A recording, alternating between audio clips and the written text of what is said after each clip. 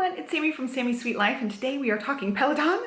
I actually ended up doing my first PeloFondo, which yes, I did buy the medal. It was my first one, and depending on how cute the medals are, I will continue to buy them. There was a finisher medal, which I have here, and also a charity medal. So it went to one of the breast cancer foundations. So I ended up ordering that one. It has not come yet. I will include a picture. It was really, really pretty. Of course, pink because it's breast cancer awareness, but this one was really, really pretty. I loved the little like sunset thing. And of course I bought it myself, but if you are doing any sort of race and you get a medal, you're paying an entrance fee, so you're paying for that medal anyway. So I thought, might as well just buy my own medal, it's okay. So they have the finisher medal, which is here, and then they have the charity medal as well. And I don't know how often they rotate out. I don't know if this is the same medal all year or not, because there are quarterly Pelofondos where they're not technically races. Okay, so let's back up just a second. The Telefondo is an event. It's not officially through Peloton, it's through the Summit app, and somebody created this, and it is just a quarterly event thing that happens where you pledge your amount of miles, and you do have teams if you want to be on a team, or you can just go on your own. I think you have to pledge 35 miles, but I saw some people had only pledged 25, so it may be only 25 miles that you have to pledge. I thought it was 35, so I went into this thinking I would do 35. That was my main goal. Get 35, hopefully get up to 50, because I was really like thinking 50 was a great number to get to. I went into this thinking, okay, minimum I can do 35.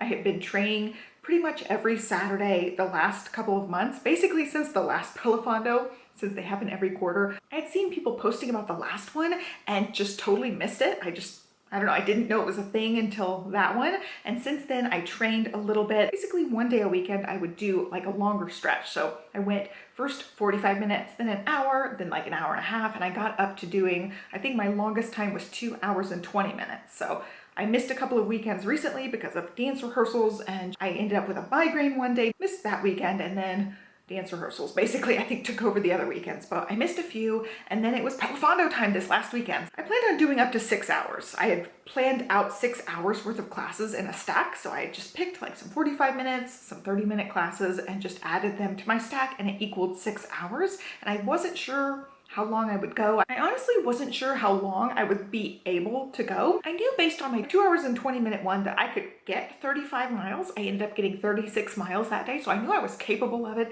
I just wasn't sure how far I could go past that, because that was the maximum I had gotten so far, is 36 miles.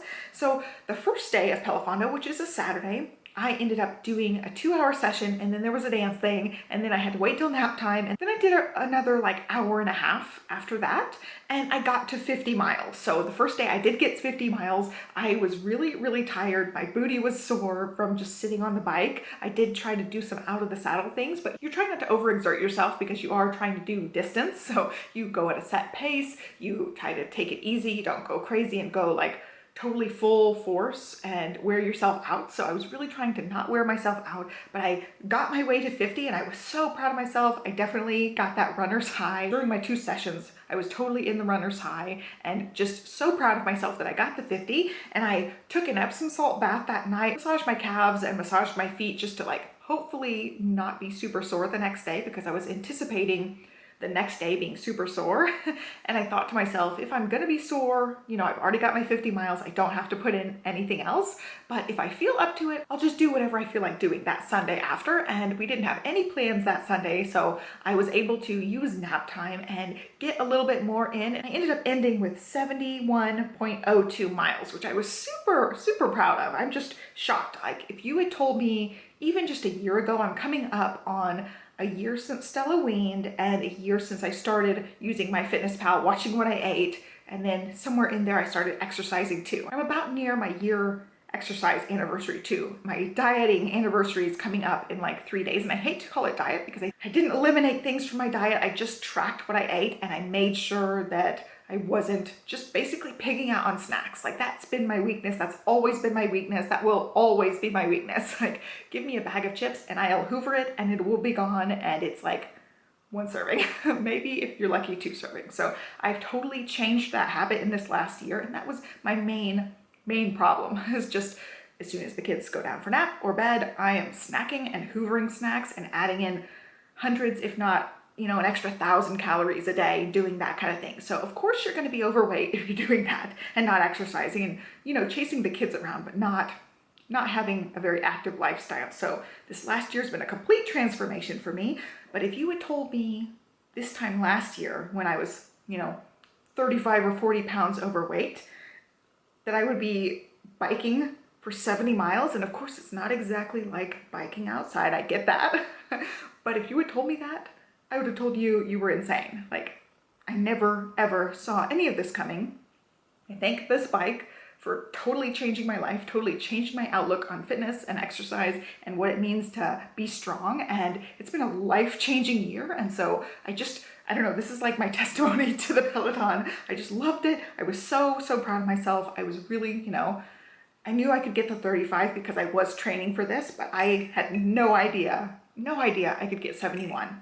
And I'm just so proud. So it happens every quarter. I'm gonna try again next quarter. My plan for this is to still have like one longer day where I'm on the bike like an hour and a half to 2 hours. And that's like my limit as far as like my training for it. I'm not gonna spend like 5 hours a weekend riding the bike. I'm gonna save that up for the actual Telefondo weekends. But yeah, I'll still do like the, you know, an hour, hour and a half, maybe up to 2 hours-ish mark every weekend or so. And not even every weekend. I didn't do it every weekend this time. You know, like maybe every other weekend or so, I will get on the bike, and then Telefondo weekend, the next time I'm gonna try for 75. And my bestie said we should try for 100. And I'm like, I'm not ready to try for 100 yet. Of course, you know, I'll go as far as my body and my time allows, but I'm just not like mentally prepared to go for 100 yet.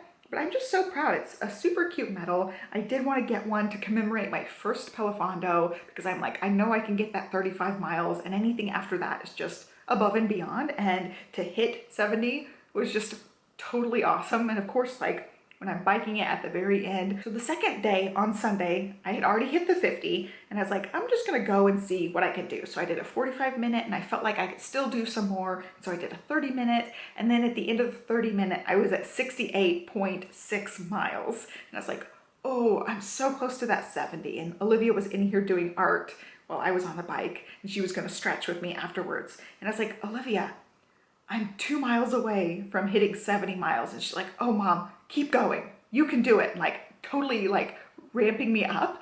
And I was like, all right, give me a high five and I'll add 10 more minutes. So I did just a 10-minute cool down and just went at my own pace.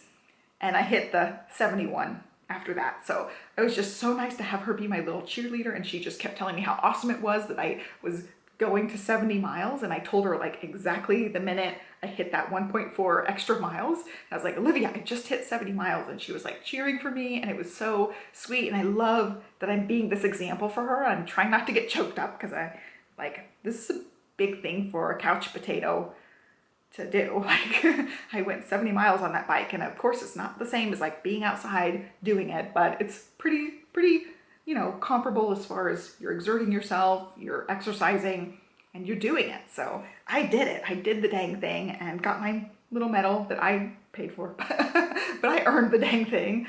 So I'm just super proud of that. So I want to give you my stats. I'll put them up on the screen. I did 71.02 miles. Like I said, it was between 8 rides. So I did mostly 45s, a couple of 30s, and then that last 10-minute ride.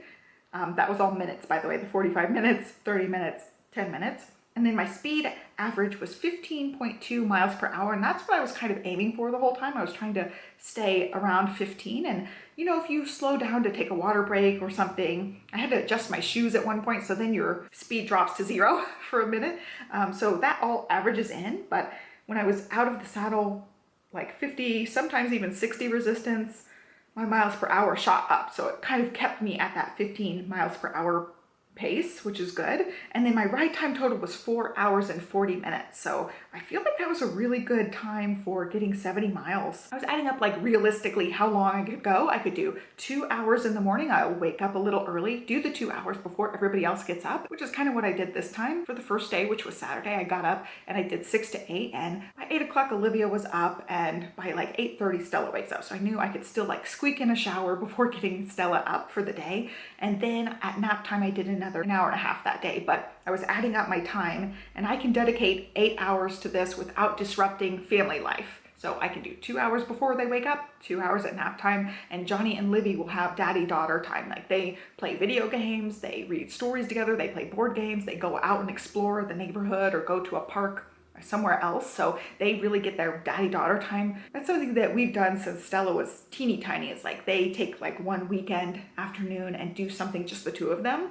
And that gives me like a little bit of a complete break on the weekends as well. So I appreciate that. It's good bonding for them. So we just continued that tradition this weekend, basically both days. I would have the time before they wake up and then the nap time both weekend days. So that would be 2 + 2 + 2 + 2, which equals 8 hours. So I can feasibly dedicate 8 full hours to this if I, I want to keep going, if I want to get the 100 miles or even above. There was one person I saw, and I know there's more than one person, but I saw at least one person get over 300 miles, which is just mind-blowing numbers for me. So I hope to one day hit the 100, but I don't think it's going to be yet. I really want to get that 75, and I was super close to it, but it was right at the end of nap time, and I was like, I don't want it badly enough to keep going and disrupt like family life. So I was really, really proud to hit over that 70, and I'm super excited and super happy about my medal. So I'm going to just continue to wear this, probably still play with it, but I want to talk a little bit of other Peloton information, Peloton updates.